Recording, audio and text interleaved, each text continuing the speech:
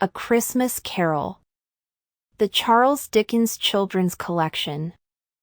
Marley's Ghost. Let's begin at the beginning. Marley was dead. There could be no doubt about that. Yes, old Marley was as dead as a doornail. Ebenezer Scrooge and Jacobo Marley had been partners in business for many years. Scrooge was his only friend, and the only person at his funeral apart from the priest, that is. Yet Scrooge was not very upset by this sad event. He even went to work on the day of Marley's funeral. You see, Scrooge was a very greedy fellow. Business always came first. He was as hard and sharp as a piece of flint, and as cold, too. Even on the hottest days of summer, his glare sent icy shivers down your spine. One Christmas Eve, old Scrooge sat busy in his office. It was cold, foggy weather. Yet Scrooge didn't shut the door of his office. He needed to keep an eye on his clerk, who was sitting in a miserable little room, copying out letters. Scrooge had a small fire. It was so tiny that its heat barely left the fireplace. The clerk, whose name was Bob Cratchit, put on his white woolen scarf and tried to warm himself by the flame of his candle. It did not work.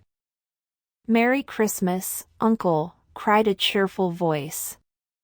It was Scrooge's nephew, Fred. "Bah," said Scrooge. "Humbug! Don't be cross, Uncle." "If I had my way," said Scrooge, "every idiot who goes about with Merry Christmas on his lips would be boiled with his own pudding and buried with a stake of holly through his heart." "Don't be angry, Uncle," said Fred. "Come and dine with us tomorrow." Scrooge said that he would sooner see him in a place I'd rather not name. Despite all this, Fred remained cheerful.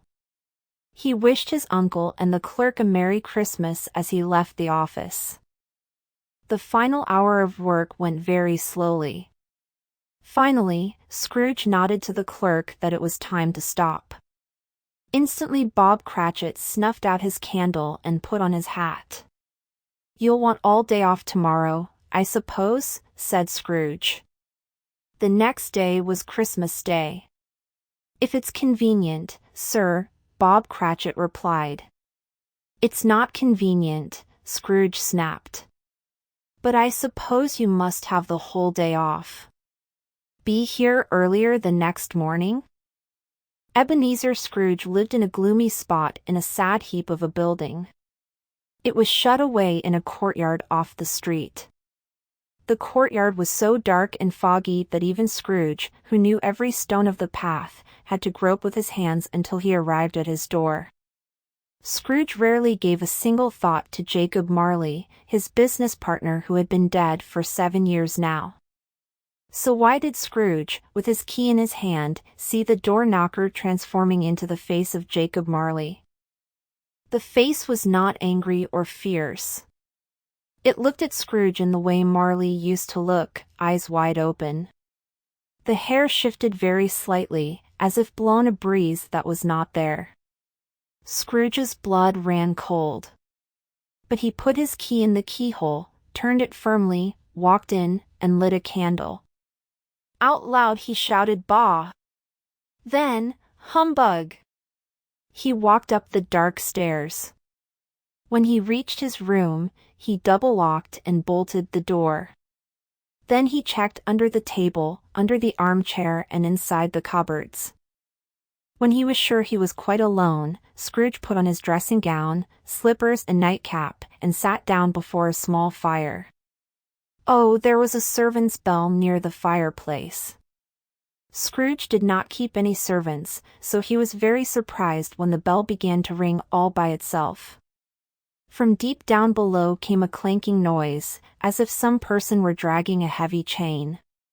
It clanked up the stairs, and stopped outside his door. Clank. "It's humbug still," said Scrooge. "I won't believe it." Clank. Clank. The color drained from Scrooge's face. A shape was coming through the door, without even opening it first. As it came in, the dying flame in the fire leapt up as if to cry out, "I know him. It's Marley's ghost." The ghost's eyes were as cold as death. A kind of bandage was wrapped around the top of his head and chin. The chain he dragged was locked about his middle. It was long, and coiled around him like a tail. From it hung cash boxes, keys and padlocks, account books and heavy steel purses. His body was transparent. Scrooge looked down at Marley's waistcoat and could see right through to the door behind him. "What do you want with me?" said Scrooge, his voice shaking slightly. "A great deal." It was Marley's voice, no doubt about it. "Why are you wearing a chain?" asked Scrooge, trembling now. "I wear the chain that I created in my lifetime," said the ghost. "It is made of the things that mattered to me. Not other people, kindness or forgiveness, but cash boxes, purses and account books. It's terrible. You are wearing a similar chain yourself, Ebenezer Scrooge, though you cannot see it." Scrooge fell upon his knees and clasped his hands over his face. "What should I do?" he wailed. "I am here to warn you. You still have a chance and hope of escaping my fate. A chance and hope that I have gained for you, Ebenezer." "You were always a good friend to me," said Scrooge. "You will be haunted," said the ghost, "by 3 spirits. Expect to see the first tomorrow morning, when the bell tolls 1 o'clock. The ghost backed away from Scrooge. With every step he took, the window in the room raised itself a little, so that when he reached it, it was wide open. After the ghost vanished, Scrooge closed the window and examined the door by which the ghost had entered. It was still double-locked, and the bolts were undisturbed. He tried to say humbug, but could not get beyond hum. Whether it was because of the day's work, the ghost's grim words, or simply because it was late, Ebenezer Scrooge felt in need of rest. He went straight to his 4-poster bed, pulled the curtains open and, without undressing, fell asleep at once. The first of the 3 spirits. When Scrooge awoke, he forgot for a moment everything that had happened to him. Then he heard the bell from the nearby church striking the hour. Ding dong! 1 ring and no more. 1 o'clock in the morning. The exact time Marley's ghost had predicted. There was a sudden burst of light beside his bed. The curtains surrounding it were drawn back on one side. Scrooge sat up and found himself face to face with an unearthly visitor. It was the size of a small child and had a smooth, unwrinkled face. Yet its hair, which hung down its back, was as white as an old lady's. "Who are you?" Scrooge demanded. "I am the ghost of Christmas past," the spirit said in a soft voice. "Get up and walk with me." The spirit took him gently by the hand. To Scrooge's amazement, they passed through his bedroom wall and moments later were standing on an open country road. It was a clear winter day. Fresh snow covered the ground. "Good heaven!" cried Scrooge. "I was brought up in this place. I was a boy here." They walked along the road. Scrooge knew every gate and post and tree. A little market town appeared in the distance, with a bridge, a church and a winding river. Scrooge and the ghost turned down a lane and came to a red brick mansion. He remembered it well. They walked through the solid wall, into a bare room. There they saw a small boy reading by a tiny fire. Scrooge was startled to recognize himself. This was him as a boy, left alone at Christmas. But not completely alone. A girl entered the room. She said, "I have come to bring you home, dear brother." "Poor Fan," said Scrooge, watching as his sister and his younger self climbed into the carriage that would take them both home. "She died young?"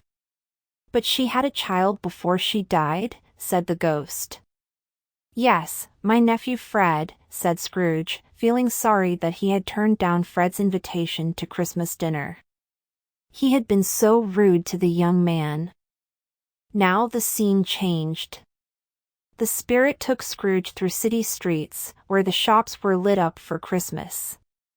They finally stopped at the door of a warehouse. "You know this place?" asked the ghost. "Know it? I was an apprentice here. I worked for the owner, Mr. Fezziwig. I learned about business from him." Again, they glided inside without opening the door. Scrooge saw his younger self. He was with another young apprentice called Richard Wilkins. Somehow it was Christmas Eve all over again. Old Scrooge saw Mr. Fezziwig, always cheerful and generous, shut up shop early. He asked young Scrooge and Richard Wilkins to join him, his family and neighbors in the festive celebrations. There was music from a fiddler. There was dancing, talk and laughter. There were cold roast meats, mince pies and warm mulled wine. Scrooge grew almost dizzy at the sight and sound and loveliness of it all. He thought of how he had treated his clerk, Bob Cratchit, earlier that day. But his thoughts were disturbed when the spirit said, "My time grows short. Quick!" The scene changed again to show Ebenezer Scrooge, a little older now, with a beautiful young girl that her eyes were sparkling with tears. They sat side by side, but it was as if there were an invisible wall between them. Old Scrooge knew exactly what was about to happen. The young Scrooge asked the girl, "What has come between us, Belle?" "You think only of money," she said. "Money makes you safe," protested young Scrooge. "You are not the man you were when we were younger and poorer," said Belle. "I could not make you happy now. Only money can do that. I hope you are happy with the life you have chosen." The woman got up and left the room. "I have seen enough, spirit," said old Scrooge.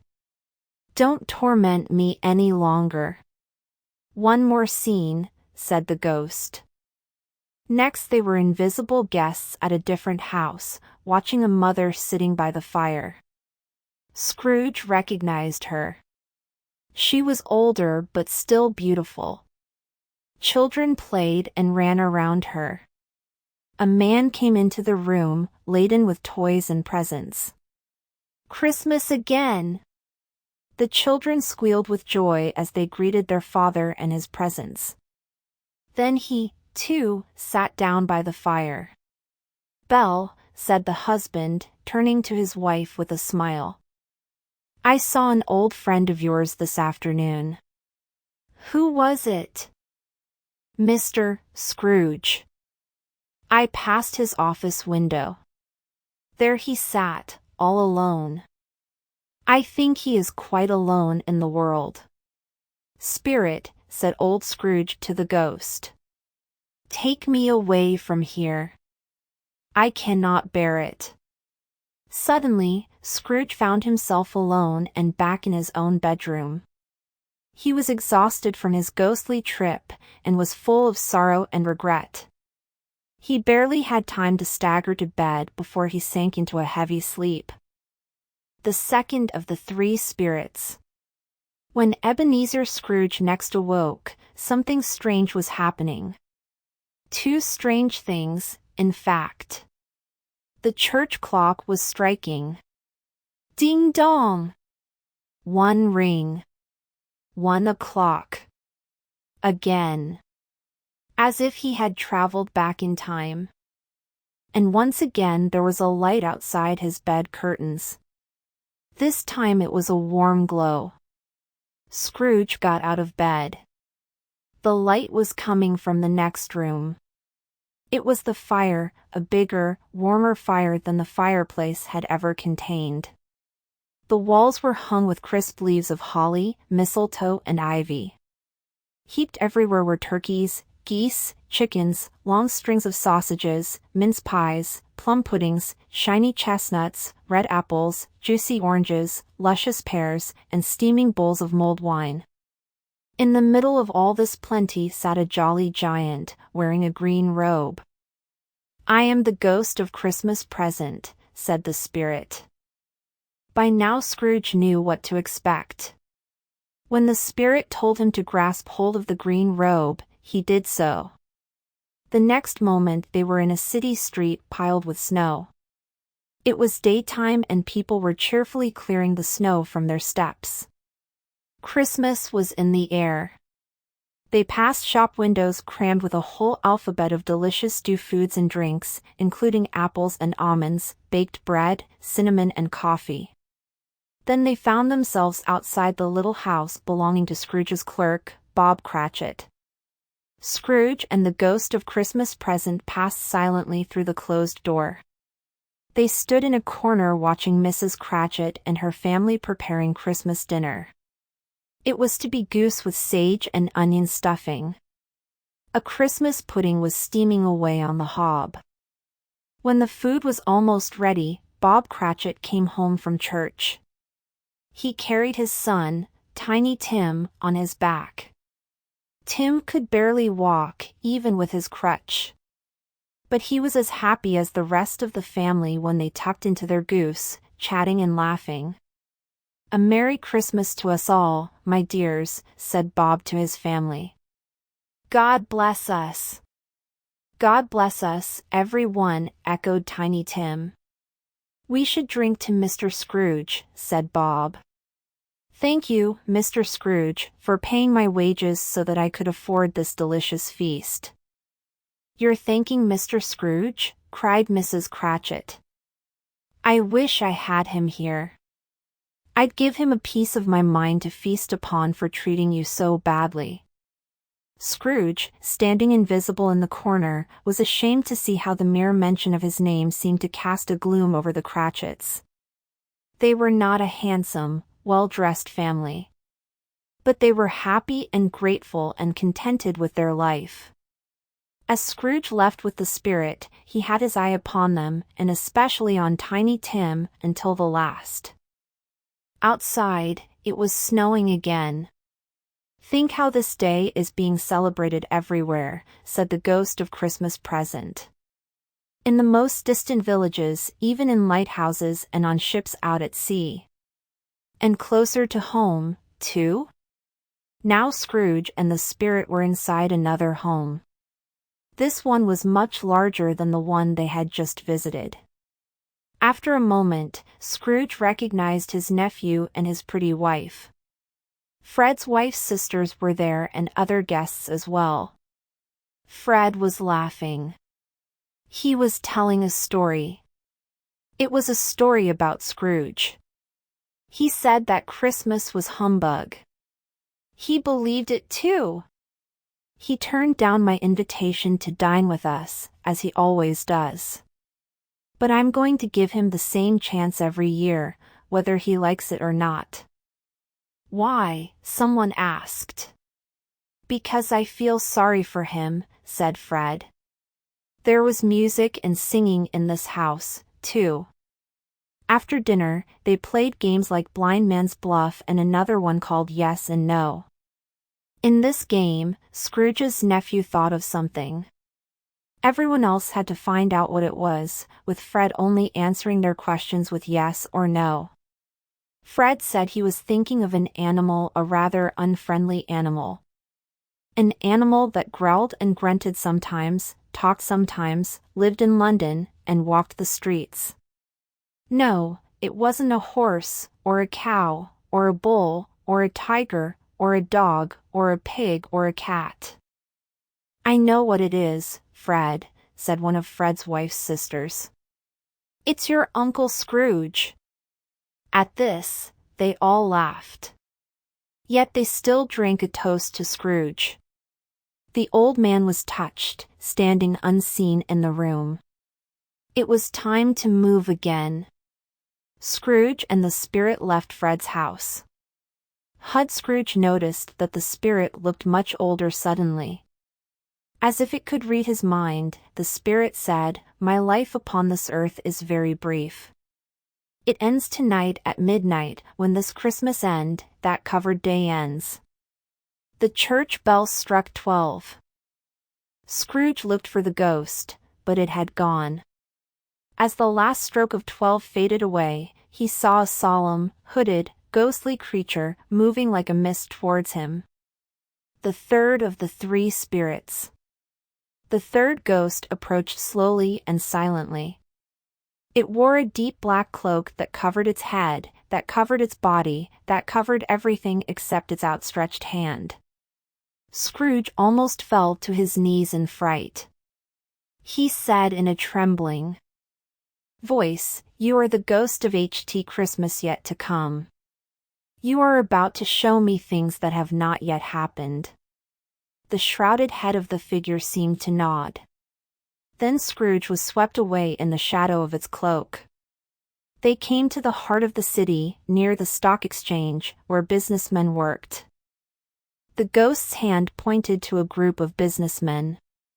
They were talking. "I don't know much about it, either way," said a man with a large chin. "I only that know he's dead." "When did he die?" asked another. "Last night, I believe." "What has he done with his money?" asked a red-faced gentleman. "I haven't heard," said the man with the large chin. "All I know is that he hasn't left it to me. And it's likely to be a very cheap funeral. He had no friends, so I don't know of anybody who will go to it." The men laughed and strolled away. Who were they talking about? Scrooge wondered. Who had died? It couldn't be old Jacob Marley, for he died 7 years ago. This spirit was showing him things that hadn't happened yet. The spirit whisked him away to a poorer part of town, to a broken-down shop full of junk. All around them were things like old bottles and threadbare blankets, rusty keys and hinges. A woman came into the junk shop and produced a roll of dark material. "What's this?" said the gruff, pipe-smoking man behind the counter. "Bed curtains," said the woman. "Don't worry. They're not mine. The owner's dead. I took him down while he was still lying there. Here's some blankets and a shirt of his, too. How much will you give me for the lot?" Scrooge never heard the answer. Instead, the spirit transported him to the bed itself, standing bare without its curtains. A shape lay stretched out on it, beneath a ragged sheet. Who was under the sheet? He thought he knew, but did not want to believe it. Scrooge turned to the spirit, who was still hovering nearby. "Is there any person who is sad about this man's death?" Another scene unfolded before them. A woman with children, anxiously waiting for her husband to return home. A young man burst through the door. The wife said, "Is the news good or bad?" Scrooge recognized the young man. He was one of the many people Scrooge had lent money to. A large sum of money. Money to be paid back on time and without any excuses. The husband said nothing. "Will he show us any mercy?" asked the woman. "Will he give us more time to pay him back?" "He cannot give us more time," said her husband. "He is dead." Ebenezer Scrooge saw the woman smile, just slightly and only for an instant. Then she seemed to grow ashamed at being glad of another person's death because it freed them from debt. Scrooge had his answer. People weren't sad that this man was dead, some were even pleased. The scene changed once more. Now they were near Scrooge's office, the one he had once shared with Jacob Marley. The spirit pointed to the MO window. Scrooge hurried to look in. He didn't recognize the furniture inside. He didn't recognize the person inside either. Lastly, they arrived at an overgrown graveyard. The spirit pointed to a gravestone. "Before I draw nearer to that gravestone," said Scrooge, "answer me one question. Are the things you have shown me the shadows of what will happen? Or are they only the shadows of what may happen?" Still, the ghost kept silent and pointed to the grave. Scrooge crept towards it, trembling as he went. Following the direction of the finger, he read the name upon the stone of the neglected grave, Ebenezer Scrooge. Scrooge tried to grab at the ghostly hand beside him. "I am not the man I was," he pleaded. "Allow me another chance and I will be a better man. I will honor Christmas in my heart and try to be kind and merry all the year. Anything to avoid the future you have shown me."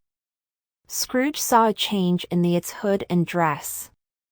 It shrank and turned into a bedpost. His own bedpost. He was home again. The end of it. Yes, the bedpost was his own, the bed was his own, and the room was his own. Best of all, he was alive. Scrooge was being given another chance. He would be a better man. Running to the window, he threw it open and leaned out. No fog, no mist. It was a clear, bright, sunny morning. "What day is it?" asked Scrooge, calling down to a boy outside. "Today," replied the boy. "Why, it's Christmas Day." "It's Christmas Day," said Scrooge to himself. "I haven't missed it. The spirits have done it all in one night. They can do anything they like. Of course they can. Hello, down there." "Hello," returned the boy. Scrooge told the boy to run to the butcher's shop in the next street and buy the biggest turkey they had. When it arrived, Scrooge wrote down Bob Cratchit's address. He told the boy to deliver the turkey to his clerk's house. Scrooge paid for all this, and he was happy to be generous. He went out into the streets and said good morning and Happy Christmas to everyone he met. He was surprised to find how much happier he had become. He even plucked up the courage to go to his nephew Fred's. He decided that he would join them for dinner after all. Fred and his family were pleased to see Scrooge and he was pleased to see them. They talked and laughed and sang together. It was just like the scene that Scrooge had witnessed with the Dats du Second Spirit. Except this time he was not invisible in a corner, and he was not full of regret. The next day was Boxing Day. Scrooge arrived at his office very early. Bob Cratchit was not yet at work. When the clerk did appear, Scrooge, who was sitting on the stool in his office, growled, "What time of day do you think this is? You're late." "I am very sorry, sir," said Bob. "I am only a little late." "Only a little late?" Scrooge snapped. "I am not going to stand for this sort of thing any longer." Bob started to tremble. "Yes, things are going to change," said Scrooge, leaping up from his stool. He poked Bob in the ribs so hard that he staggered back. "I am going to pay you more." Bob was too startled to reply. "A Merry Christmas, Bob," said Scrooge, as he clapped him on the back. "A merrier Christmas, my good fellow, than I have ever given you. I'll raise your salary and try to help your struggling family. First of all, though, light the fire, would you? Let's warm this place up." Scrooge was as good as his word. No, he wasn't as good as his word, he was better. He did it all and much more. To Tiny Tim he became like a second father and a friend to the whole Cratchit family. In fact, he became a better friend, a better employer and a better man than you would ever imagine. He was visited by no more ghosts of Christmas, from the past, present or future. And it was known far and wide that Ebenezer Scrooge was a man who knew how to celebrate Christmas the right way, with love, laughter and generosity. May that be said of all of us. And so, as Tiny Tim said, God bless us, everyone.